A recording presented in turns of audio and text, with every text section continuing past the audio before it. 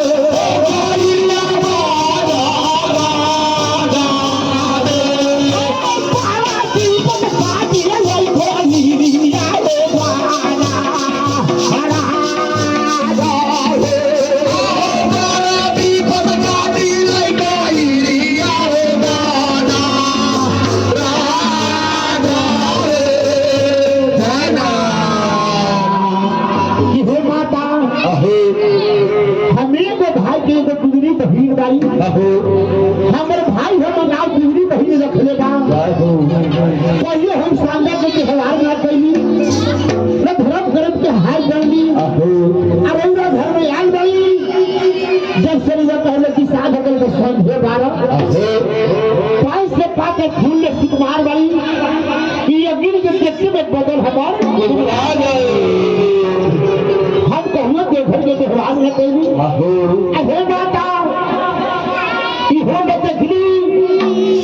ये कौना रूप में अपने के देवता आवले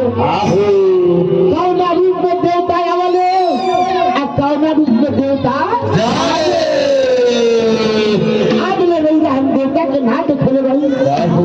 कि कौन रूप में अपने के माता तेरी सती बाबा भोजन हराजरा अरे ये कहीं सांझा पहना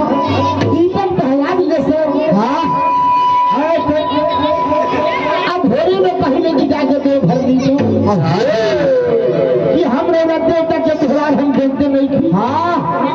तो हम लोग घर में धर्म करेंगे त्योहार कहाँ से करें इतना बात सास के कहर हलवाई से हो आहे पायदारी मेरा वाले हो मोई आगे सैयदीना ना भोजी हो